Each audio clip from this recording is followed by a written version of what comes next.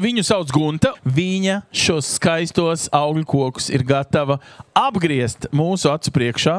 No sākuma tad mēs viņus teorētiski iestādām, pirms mēs viņiem metamies virsū. Gunta, var cikot, tu arī strādā Bulduru tehnikumā, augkopības pasniedzēji esi, un tas, ko visi pavasarī ir izmisuši, ja viņi nav pie tevis mācījušies, ir kā pareizi apgriezt. Vai es tikai paprasīšu operatoram, ka mēs esam pareizajā vietā, lai šo visu nodemonstrētu, ja mums kaut kur citur jāno... Mēs esam pareizajā vietā.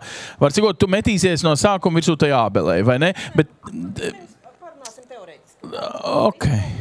Bet kur tu liksi to stādiņu pēc tam, kad tu viņu būs iznīcinājusi? Nē, tas nav iznīcināts. Ja? Uzskates līdzeklis, kas ies atpakaļ uz skolu un uz tirdzniecību. Tu to sauc par uzskates līdzekli. Man vienkārši izreiz žēl, cik jūs ģiftīgi griežat pavasaros. Tas ir ok? Tev pašai nav žēl to, ko tu darīji iztulīt? Nu, es parasti lekcijās atbildot uz jautājumu, parasti neapgriež tos kokus, jo es nodarbojos ar lielu augļu koku veidošanu ļoti daudz. Un cilvēkiem dārzā aizbraucot, griežot lielos vecas pamatā ābeles un iestādīti dārzā tādi kociņi. Un ko saimnieki saka? Nē, viņi iestādīti, tur nekas nav jādara, viss kārtībā, jā.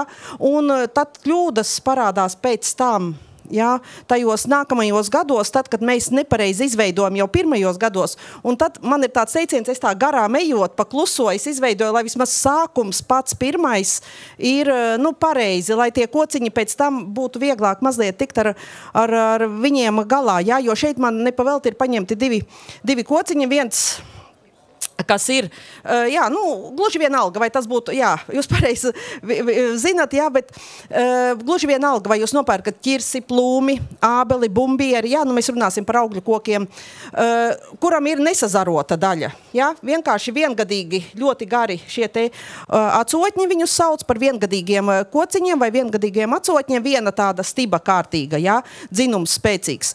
Kur ir savas kļūdas, ja mēs neko nedaram.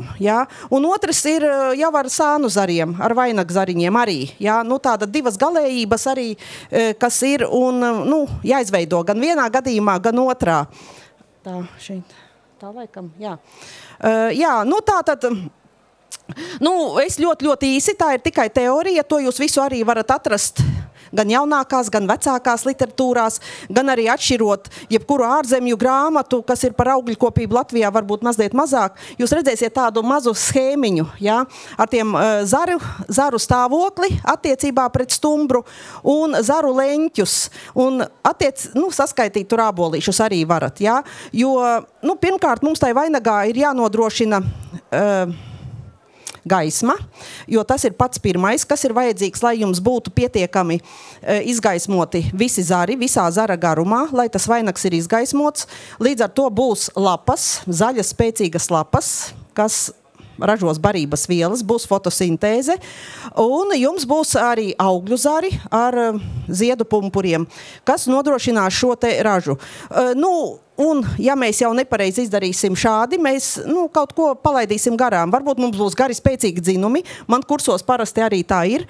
Tad, kad pēc kursiem aiziet cilvēki, viņi saka, tagad viņi saprot, jo viņi mēģina atstāt visus spēcīgos, visus garos. Jo viņi domā, ka tas ir pats labākais. Piemēram, šis, Visi domā, ka tas ir pats labākais zars. Spēcīgs, lai tik aug uz augšu, bet mums jau nevajag uz augšu. Viens tikai var būt uz augšu, galvenais galotne vai vadzars, kas dos to koka augumu.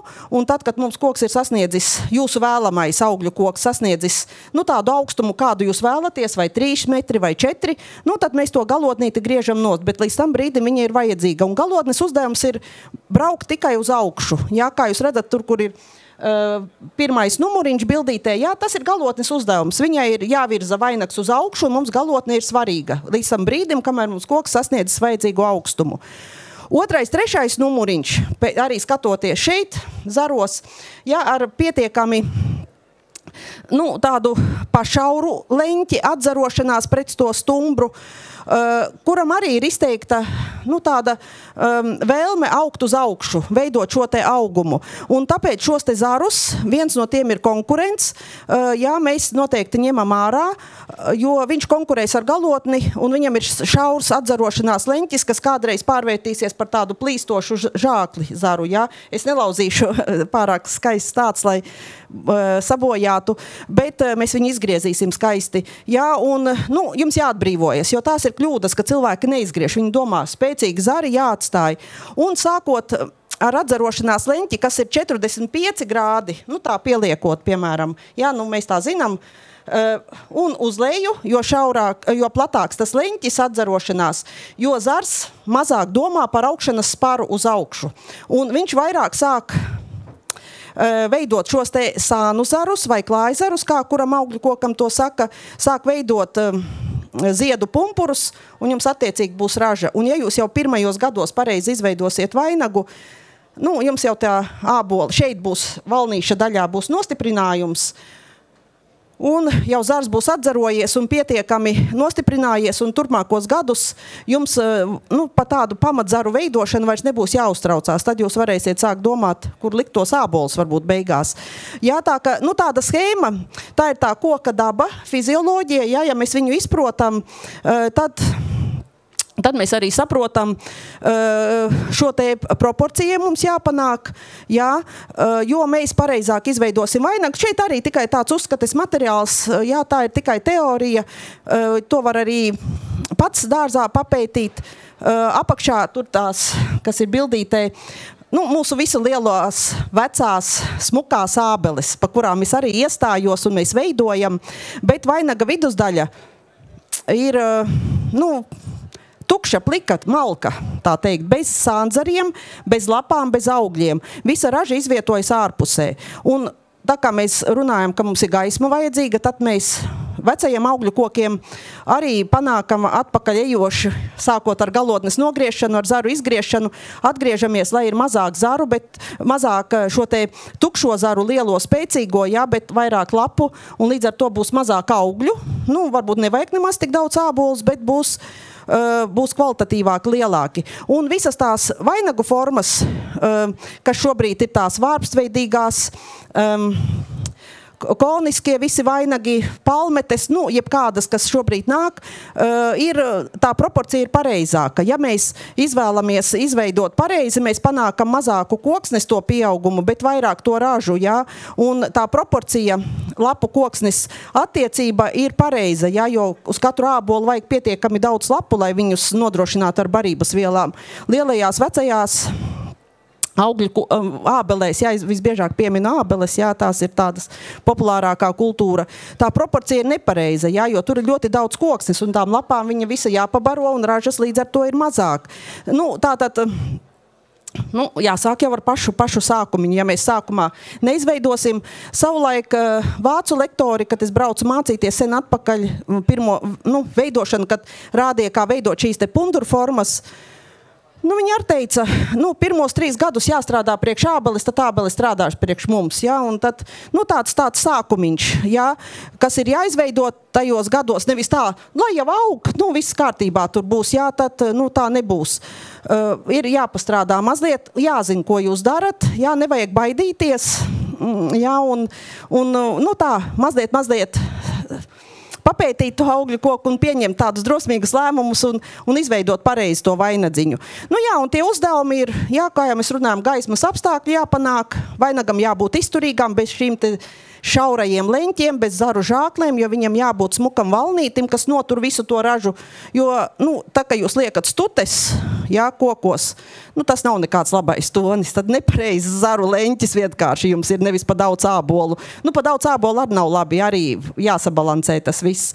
Zaru biezums svarīgs, šis ir stipri pa daudz, lai kā jūs gribētu, ka tur ir pēc iespējas vairāk zari, kādreiz sāks viņi konkurēt visi pēc gaismas, pēc barības vielām, un tad tur paliek tie garie tukšie zari, un plīstošie leņķi un viss pārējais, Un jācenšas vainags veidot, ja jūs tādu vai nu 3 stūra formu, vai tādu eglītes formu, kas iet uz augšu. Ja, apakšējie zari garāki, ar platu leņķi, un augšējie zari ar vien īsāki, lai visiem piekļūst gaisma. Ja, gaisma ir viens no svarīgākajiem faktoriem, kas ir tāds noteicošais, lai jums būtu pietiekami labi izveidots vainags. Izgaismots, mazāk to kaitēkļu būs, viņiem nebūs kur tur īpaši dzīvot, mazāk slimību, jo būs izveidināts vainags, ja, tātad ejam uz priekšu un visi šie te uz riņķi, jā, šie uzdevumi mums vienkārši nāk atpakaļ nepārtraukti. Un redzat, šis ir aptuveni tāds stāsts, kā man te ir augļu koki, un kas tad ar viņiem jādara, jā. Iegādājušies esam stādu, jā, tātad viengadīgu. Kurš mājās ir īsinājis vai kaut ko darījis ar šādu te zaru? Kāds, kas zina. Ko cilvēki saka parasti? Žēl griezt. Ārprāt žēl, ko tagad darīs? Un tad viņiem nākamais pēc lekcijas jautājums, vai jūs varētu atbraukt dārzā paskatīties? Es saku, jā, es aizbraukšu. Raudāsiet jebkurā gadījumā, jo es atkal nogriezīšu. Tāpat es nogriezīšu, jo jāsāk viss no jauna ir. Jā?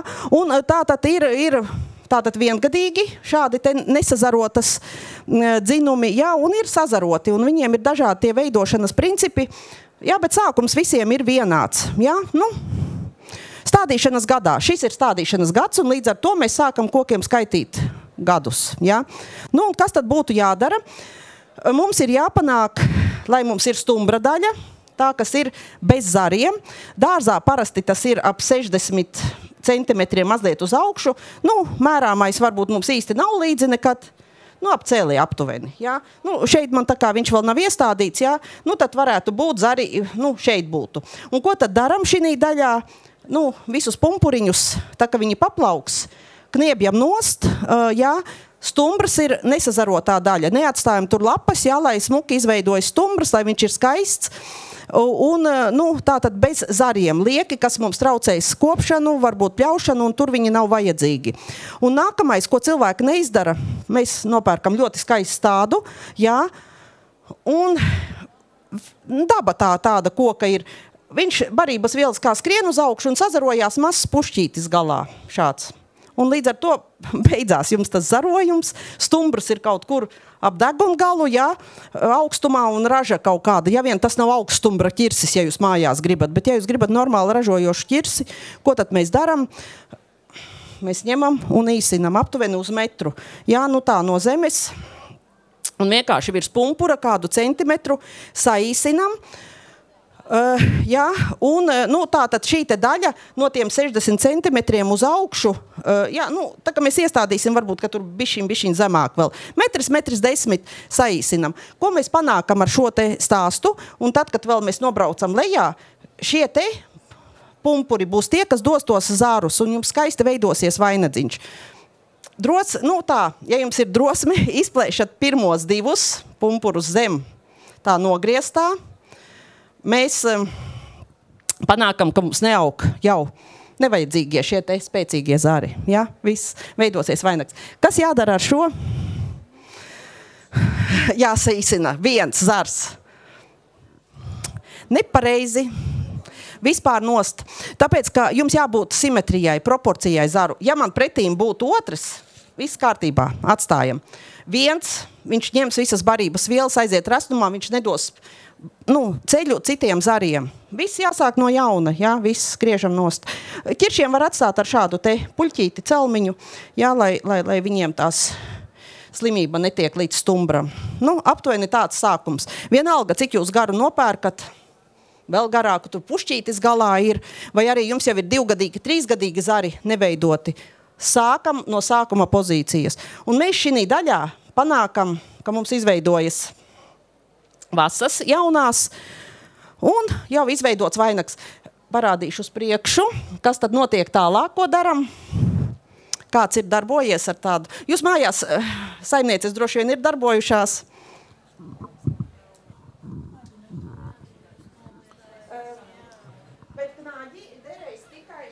Kā es tev paturēšu mikrofonu, ja?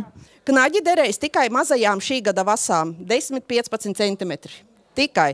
Šiem vairs jau nē. Jā, tad jau citu kaut ko.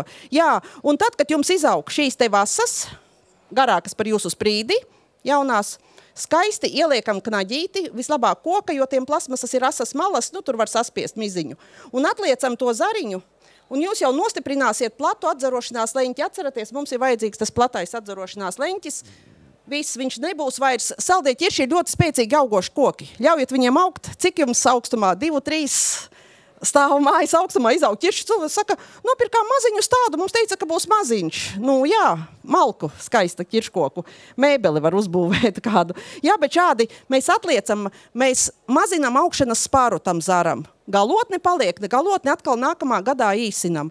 Un tas ir sākums absolūti visiem, ja jums nav sānu zaru. Ja? Tātad saīsinam uz to 1,10 m. Nu, 1,10 m, ja žēl, tur bišķiņ kādu centimetru pieliek klāt. Nobraucam apakšā visus pumpurus un šos izveidojam ar visparastākajiem knaģiem atliekšanu. Ja, un vasaras otrā pusē viņš jau ir atliecies, sāk veidoties ziedu pumpuri, arī ābelei, bumbierei, plūmei, nu plūmēm bišķiņ grūtāk. Ja pēc tam tos knaģus veļai aizvien lietot, tad smaržo spilveni, vai ne? Nē, nesmaržos. Nē, nu, šie ir 2 nedēļas aptuveni tur. 10 dienas, vēl 14 dienas, jā, jo tas galvenais ir nostiprināt tam zaram, lai viņš tam, tas mizas tāds valnītis, lai ir tas platais leņķis. Viss. Sākums ir izveidots un dzīvojot mierīgi, jums viss būs pareizi. Jā, nevis viens zars resnes, kurš ēdīs visas barības vielas un pārējiem vietu nebūs vienkārši. Jā. Kunta, tev tēvs bija ķirurgs, vai ne? Viņam arī patika griezt. Nē, absolūti nē, bet jāzina šīs te lietas, jā, un jāmācās. Un otrs tātad, mums ir atpakaļ, nē, vēl atpakaļ.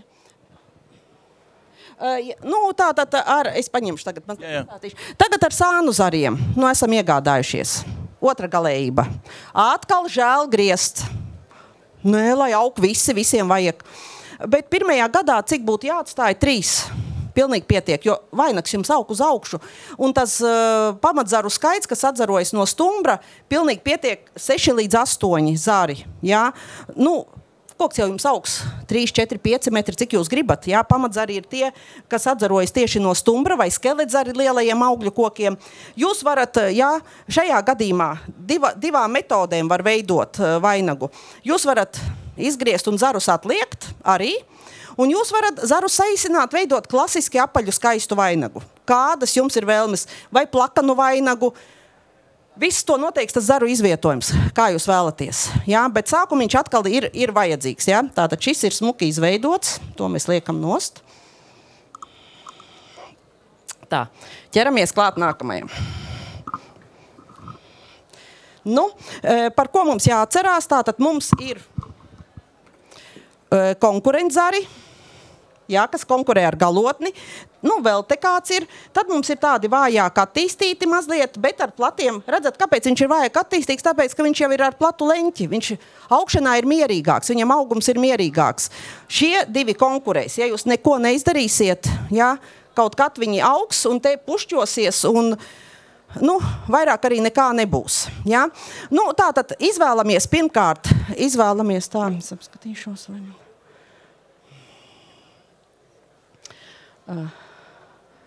Ja, nu, dzinumu liekšu. Jā, nu, redzat, izvēlamies 3 zarus, arī tādas schēmas grāmatās ir, jā, izvēlamies 3 zarus, kas iet uz visām pusēm. Nu, skatāmies, lai viņi vislabāk ir izvietoti uz visām pusēm. Šie te zari atrodas pareizajā augstumā. Šeit jau stumbriņš ir izveidot. Zari izvietojas 70-90 cm augstumā.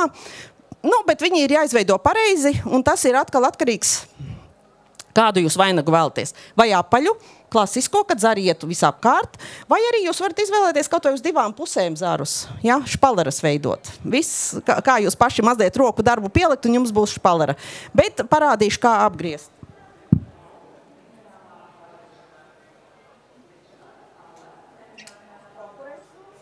Un, nu, šis arī var izvēlēties šo, bet viņu var atstāt kā lapu virsmai. Nu, viņš nekaitīgākais zars no tā visa. Viņu varētu ņemt ārā, bet var arī atstāt, jo būs lapu virsma, lai viņš ir spēcīgāks. Šis arī ir krietni vājš, viņu lapu virsma nolieks, bet viņam arī var kādus, nu, papildus viņu var arī atliekt.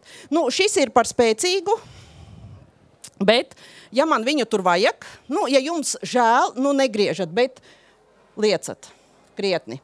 Jā, principā viņš arī būtu griežamais ārā, jo viņš salīdzinot ar šiem zariem ir ļoti, ļoti spēcīgs. Kā tu saproti liecam? Tā kā 3 cukura pakas? Nē, 3 plus pat daudz. Profesionāli audzētāji izmanto speciālas gumijas, bet jūs mājās izmantojat paku laukliņas. Mīkstas, jā, kas nebojā kokam mizu, jā. Nu, un tās atliekšanas metodes jūs dažādi varat. Profesionāļi izmanto, ir speciāls gumijas, kas sadalās, bet redzat, varētu būt, ka šobrīd ir mazliet vēl stingri tie zari. Nav labi liek, ka viņi nenolūst. Šeit jums nebūs iespēja varbūt tā iegādāties viņa lielos iepakojumos. Nu šādi, piemēram, mums atkal vajag to plato leņķi panākt. Es teiktu, tā kā 90 grādos. Nu, līdz 90, 60 līdz 90 grādi. Jā, nu tā, es noņemu šo, es viņu varu nolaust vienkārši arī, jā, jo viņš šobrīd nav tik sulīgs. Vēl, un varam izmantot visparastākās auklas, jā?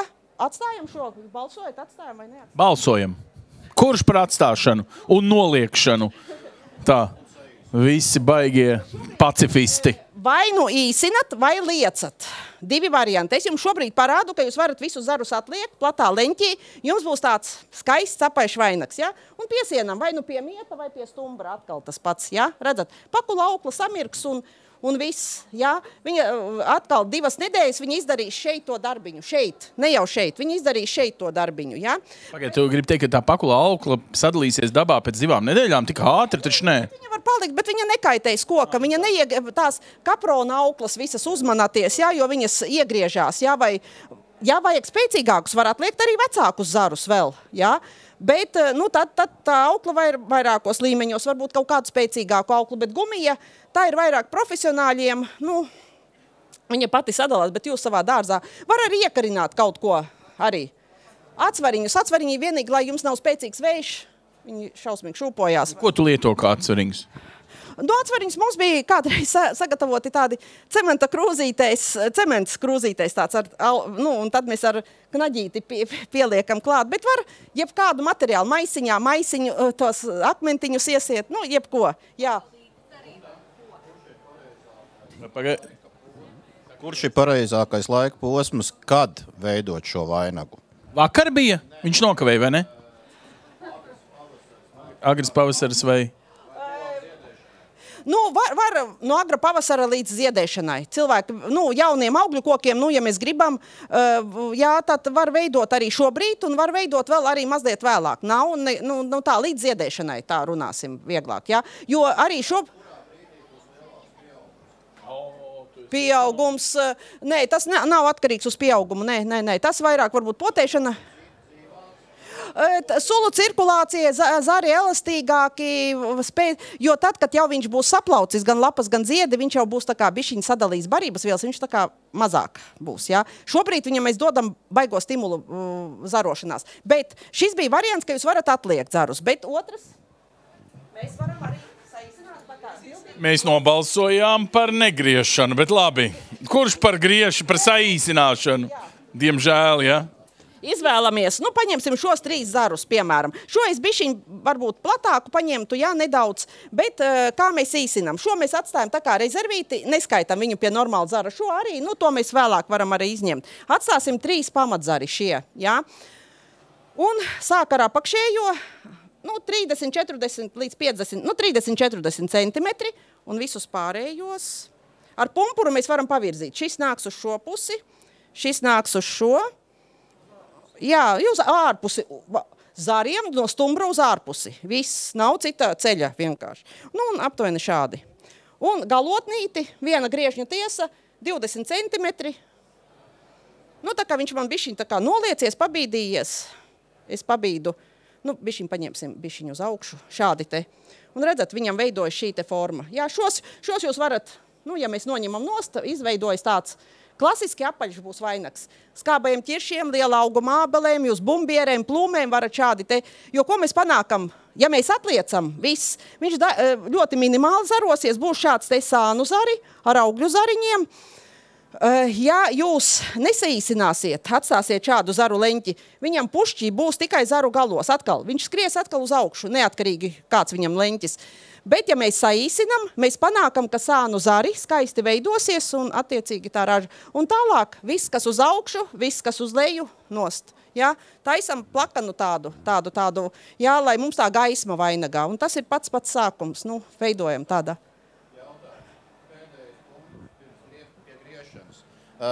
Parasti dārzniecībās visās ir atstāts ar skatu uz augšu.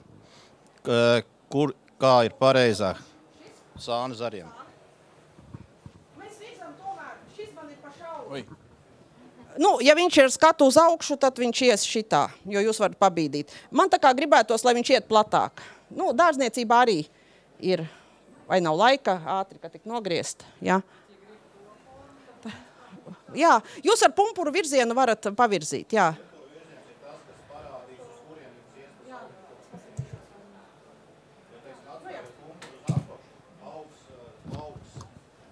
Ja pumpuru atstāja apakaļ uz šādi. Jā, jums šis liecās un traucē pļaušanai, piemēram. Parasti kam traucē? Izbraukt ar pļaujmašīnu, jā, nu, arī kaut kādam. Griežam, lai viņš aug uz augšu, nu, lai neliecās pie zemes. Ja viņš pārliek aug uz augšu, pavirzam uz leju, uz pumpuru vai zaru, jebko. Jā, bet mēs šobrīd runājam pa jaunajiem. Sākumiņš. Lūdzu, izdariet tā un būs skaisti jums sābeles. Kuras pašas tā kā aug tā piramīdīgi, ja? Jā. Kā ar tām tad? Kolonām. Nē, kolonām Nē, nu, redzat, šķirnēm dažādi veidojas tie zaru leņķi arī spēcīgāk.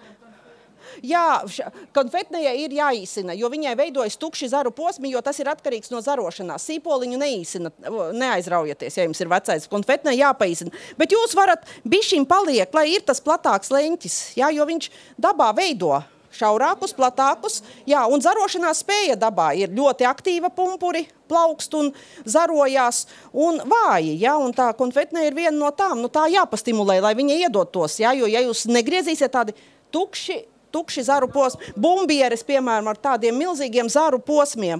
Galotne būs tā, kas jāīsina bumbierēm. Šos te zarus labāk lieciet apakšējos un īsiniet katru gadu galotni pāri, un jūs panāksiet skaistu konisku vainadziņu.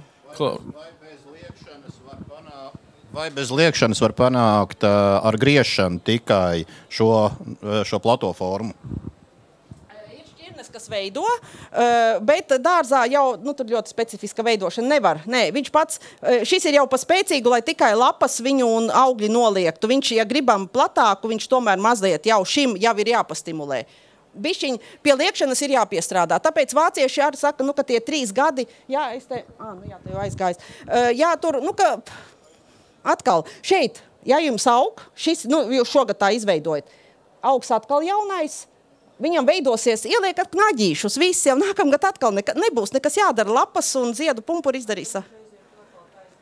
Uz augšu, jā, nevajag baidīties, cilvēki domā, ka saīsina, ka kaut kas apstāsies. Šis ieņems galveno, aizies kā galvenais, viss. Atkal, ja jūs gribat izkniebiet šeit, lai konkurence neaug, nevajag stāvos spēcīgo zarus vainagā. Vainagā vajag mierīgus, sazarotus, lēzenus. Un te, nu, man jāliek tev beigt, tāpēc, ka jānāk nākamajam runātājiem, bet tīri, lai, nu, zināšanai, nākamajā tad sezonā, ja šito zinātni var pie tevis apgūt nopietnāk bulduros, jo tagad jau pavasaris jau ir klāt, jau tagad var tikai sagrēkot savā dārzā, visu izdarīt nepareizi, lai nākošu gadu iemācītos, kā bija jādara pareizi. Pareizi? Nu, tieši tā, jā. Vai arī tomēr tu vari atnākt pie manis uz dārzu un tā?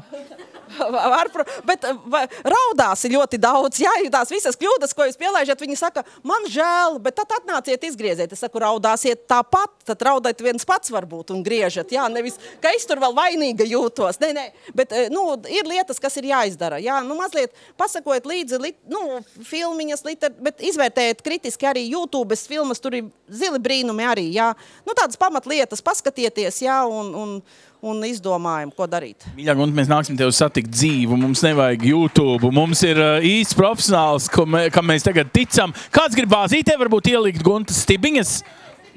Nedos, ja? Tās ir potēšanai. Labi.